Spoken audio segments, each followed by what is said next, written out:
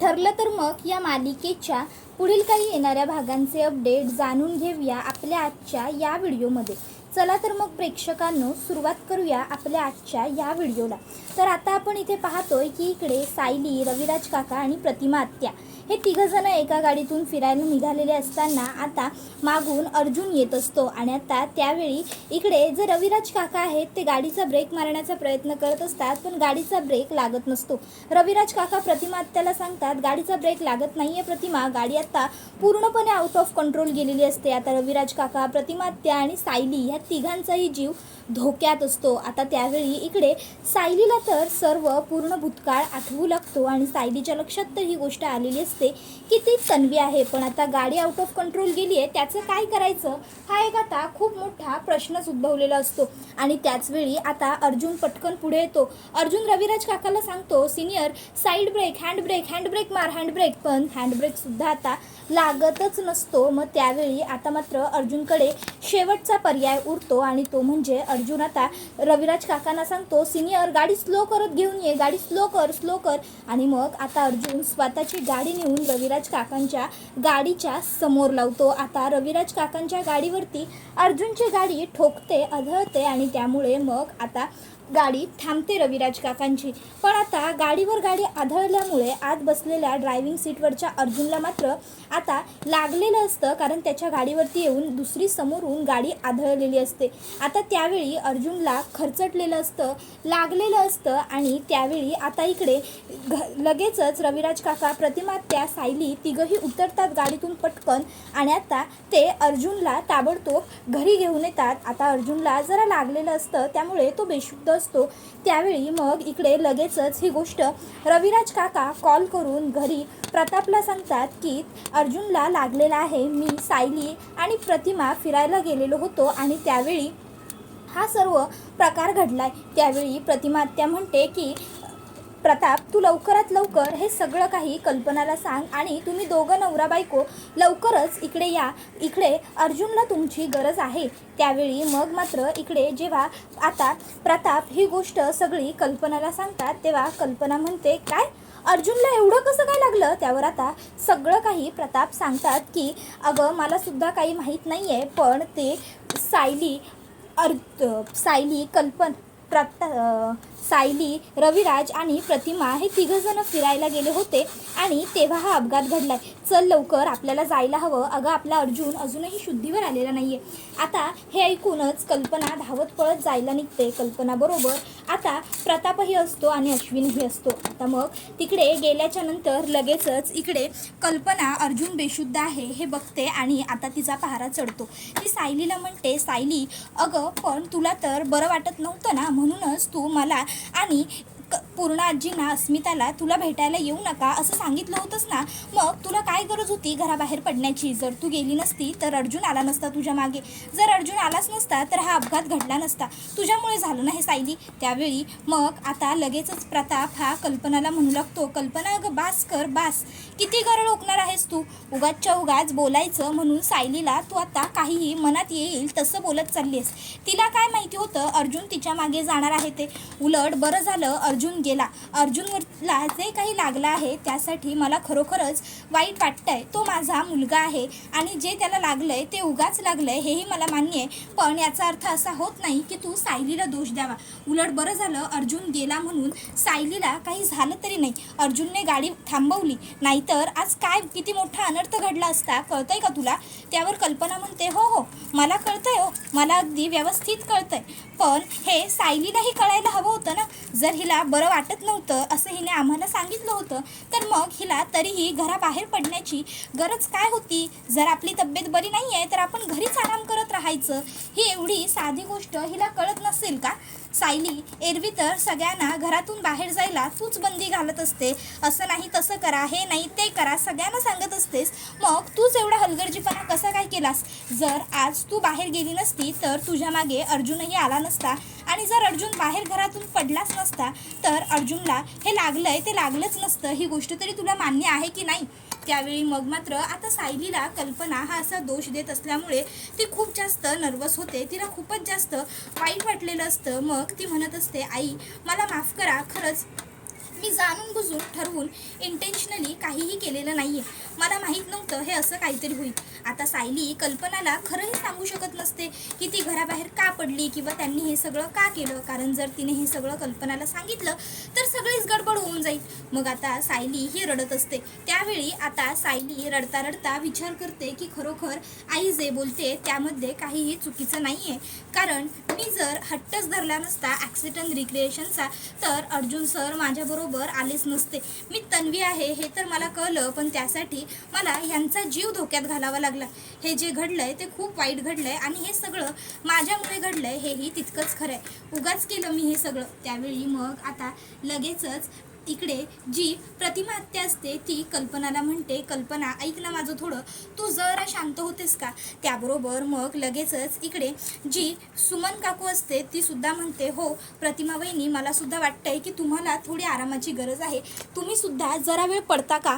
हे बघा आता अर्जुनची काळजी करण्याची काहीही गरज नाही आहे. आता अर्जुन एकदम व्यवस्थित आहे. अहो थोड्या वेळात तो आता शुद्धीवरती सुद्धा येईल. पण तुम्ही वहिनी उगाचच सायलीला प्लीज एवढं नका ना बडबडू. अहो बघा ना बिचाऱ्या सायलीच्या चेहऱ्याकडे, तिला सुद्धा किती वाईट वाटलं ते. अहो तिने काय जाणून बुजून थोडी ना हे सगळं केलंय. जे घडलं ते सगळं अनवधानाने चुकूनच घडलं ना. त्याबरोबर कल्पना म्हणत असते, तेच तर मी म्हणते ना, घटना ह्या कधीही सांगून घडत नसतात. घटना ह्या नेहमी अचानक आणि चुकूनच घडत असतात. पण म्हणूनच आपणच स्वतःहून काळजी घ्यायची असते ना घटना घडू नये म्हणून. जर सायली बाहेर पडलीच नसती तर हे सगळं घडलंच नसतं की नाही. जर अर्जुनऐवजी तिला लागलं असतं तर ते किती महागात पडलं असतं आपल्याला. त्यावेळी मग मात्र आता जो अश्विन असतो तो सुद्धा म्हणत असतो की हे बघ मम्मा, आम्हाला कळतंय सगळ्यांना की तू का एवढी बडबड करतेस ते, पण प्लीज शांत हो. थोड्या वेळाने दादा शुद्धीवरती येईल, कदाचित तासाभरात येईल, 15-20 मिनिटात येईल. तोपर्यंत अर्जुन शुद्धीवरती आलेला असतो. यांचा खाली आरडाओरडा सुरू असतो तोपर्यंत. आणि मग आता अर्जुन शुद्धीवर येतो, खाली येतो, बघतो तर इकडे कल्पनाचा आरडाओरडा सुरू आहे. ती सायलीला खूप बडबडते, कुणाचं काही ऐकून घेत नाही आहे. मग त्यावेळी अर्जुन आता कल्पनाला हाक मारतो आणि म्हणतो, मॉम प्लीज शांत हो. हे बघ मला एवढं काहीही झालेलं नाही आहे, तू एवढा रागराग करण्याची काहीच गरज नाही आहे. आणि मुळात सायलीची ह्या सगळ्यात काही चूक नाही आहे. त्यामुळे प्लीज उगाचच्या उगाच तू तिला एवढं ब्लेम करू नकोस आणि रागवू तर मुळातच नको. उगाचच्या उगाच तू तिच्यावरती ती ओरडतेस. खरंच या सगळ्यात तिची काही चूक नाही आहे. जे काही झालं ते माझ्यामुळे झालं असं समज आणि सोडून दे. रादर जे घडलं ते चांगलंच घडलं. सायलीला त्या सगळ्यात काही नाही झालं हे बरं झालं नाही का. त्याबरोबर मग आता सायली रडत तिकडनं वरती स्वतःच्या बेडरूममध्ये जाते आणि गप्प बसते. आता सायली तन्वी जिथे बसते तिथेच बसलेली असते. समोर आता सोफ्याच्या तिथे ज्या चेअर असतात तिथे ते सुद्धा लहानपणी बसायची तशीच पाय वरती घेऊन आणि ओढणी गळ्यातनं बाजूला काढून ठेवून. त्यावेळी अर्जुन तिकडे जातो आणि अर्जुन आता सायलीला म्हणत असतो, तन्वी. त्यावेळी सायली म्हणते, नका घेऊ हे ना, या नावामुळेच आणि या ओळखीमुळेच एवढं सगळं घडलंय ना. ही ओळख मिळवायच्या नादातच तुम्हाला माझ्यामुळे लागलं, आई भडकल्या, किती काय काय घडलं. त्याबरोबर अर्जुन म्हणत असतो, हे बघ बायको, प्लीज प्लीज शांत होशील का, आणि एकदा प्लीज माझं ऐकून घे. हे बघ मला मान्य आहे थोडंसं लागलं, थोडं खर्चटलं, पण त्यामध्ये एवढं आपलं काहीही नुकसान झालेलं नाही आहे. जे झालं ते चांगलंच झालं. बायको तू विसरतीयस का. अगं लहानपणापासून आत्तापर्यंत तुझे आईवडील कोण आहेत, तुझी ओळख कोण आहे हे शोधण्यासाठी तू किती तळमळत होतीस, किती कष्ट करत होतीस, आणि फायनली आता जाऊन तुला तुझी ओळख सापडली. मला काय वाटतं माहिती आहे का, आपण आत्ताच्या आत्ता जाऊया आणि घरातल्या सगळ्यांना ही गुड न्यूज देऊया. त्यावेळी सायली म्हणते, हो नको थांबा, असा उतावळेपणा करून आपल्याला काहीही साध्य होणार नाही आहे. आता खाली बघितलं ना, ऑलरेडी आई माझ्यावरती केवढ्या जास्त रागवल्यात ते. त्याच्यात जाऊन जर तुम्ही हे असलं काहीतरी सांगाल ना तर आई आणखीन जास्त तुमच्यावरती सुद्धा भडकतील. त्यामुळे हे सगळं राहू दे. आणखीन DNA रिपोर्ट यायचे आहेत आणि त्याशिवाय तुम्हाला लागलं आहे, माझ्यामुळे लागलं आहे, त्यामुळे आणखीनच जास्त गोंधळ होईल खाली सगळा. त्यामुळे आत्ता सध्या तरी हे सगळं काही राहू दे. DNA रिपोर्ट्स आल्यानंतर आणि तुम्ही बरे झाल्यानंतर काय करायचं ते बघू. तोपर्यंत आपण शांत राहिलेलंच बरं. आणि एका अर्थी आई जे चिडल्या ते बरोबरच आहे ना. कुठल्याही आईला आपल्या लेकराला जर त्रास झाला तर वाईट तर वाटेलच. मग अगदी त्रास ज्या व्यक्तीमुळे झाला आहे ती व्यक्तीसुद्धा कितीही प्रिय असली तरीसुद्धा. त्याबरोबर मग आता अर्जुन म्हणतो, हो हे मात्र बरोबर आहे, मॉम तुझ्यावर एवढं प्रेम करते, पण जेव्हा ती तुला ओरडत होती तेव्हा कल्पना आत्याला सुद्धा वाईट वाटलंच की.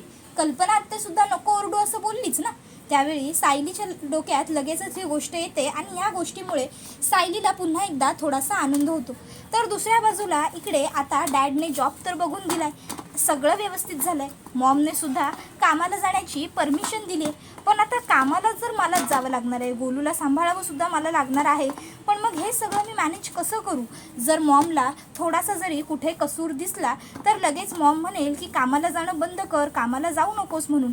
आणि ते काही मला आता परवडणाऱ्यापैकी नाही आहे. मग मी आता काय करू, कसं सगळं मॅनेज करू, कसं सगळ्याचं टाईम टेबल बनवू, या गोष्टींमध्ये आता बिचारी अस्मिता ही पूर्णपणे गोंधळून गेलेली असते. या विचारांमध्ये ती विचारात मग्न असते आणि शेवटी तिच्या डोक्यात पुन्हा तोच विचार येतो, सचिनमुळे करावं लागतंय मला हे सगळं.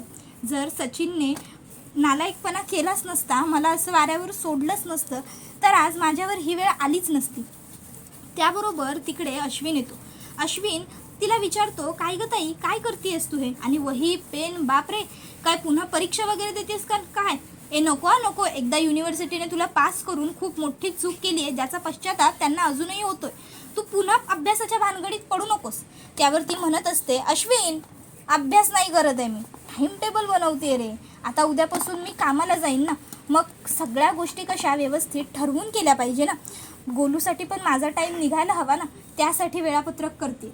त्यावर अश्विन म्हणतो, बाप रे, बघूया अस्मिताताई, बघूया किती दिवस तू तुझं वेळापत्रक फॉलो करतेस ते बघूया. बरं असो, मी येतो, चालूच आहे तुमचं वेळापत्रक. आणि मग अश्विन आता तिकडनं बाजूला निघून येतो. खरं तर अश्विनला ना थोडंसं वाईट वाटलेलं असतं आणि म्हणून अश्विन तिकडनं निघून आलेलं असतो. अश्विन विचार करतो की खरंच काही लोक किती नशीबवान असतात ना, त्यांना प्रत्येक गोष्ट न मागता मिळते. आणि काही लोक ही माझ्यासारखी दुर्दैवी असतात, ज्यांना हवं असतं पण मिळत नसतं. किंवा मी तर त्यापेक्षाही कम नशिबी आहे, मला मिळालेली गोष्टसुद्धा हवी आहे पण ती घेता येत नाही आहे, कारण त्या प्रियामुळे. खरंच दादा किती लकी आहे, दादाला किती चांगली बायको मिळाली. सायली वहिनी दादाचा किती विचार करते.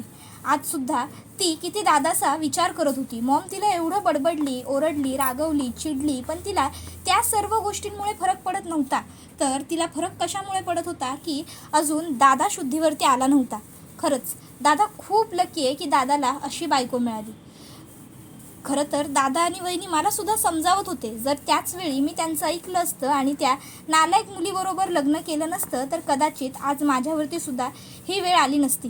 चूक मी केली आहे आणि आता वरून नशिबाला दोषसुद्धा मीच देतो.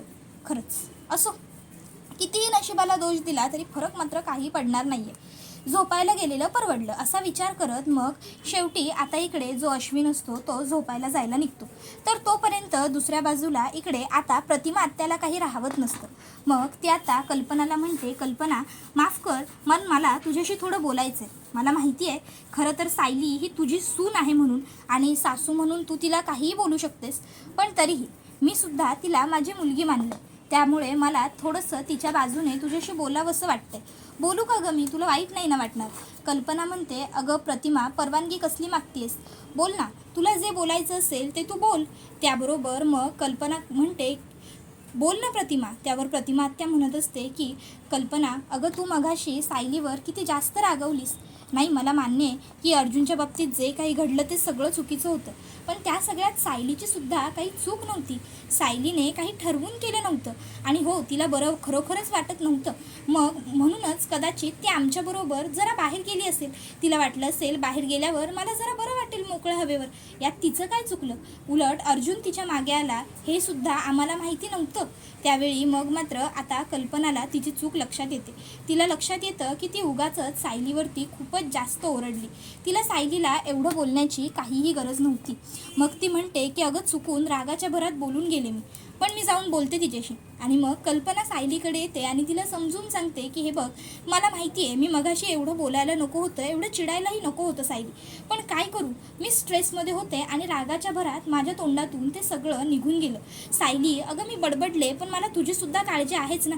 जर मला सांग, काही जास्त कमी झालं असतं, अर्जुनऐवजी तुला लागलं असतं तर आपल्याला परवडलं असतं का?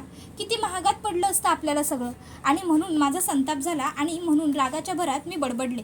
तुला वाईट वाटलं असेल तर खरंच मी तुझी माफी मागते.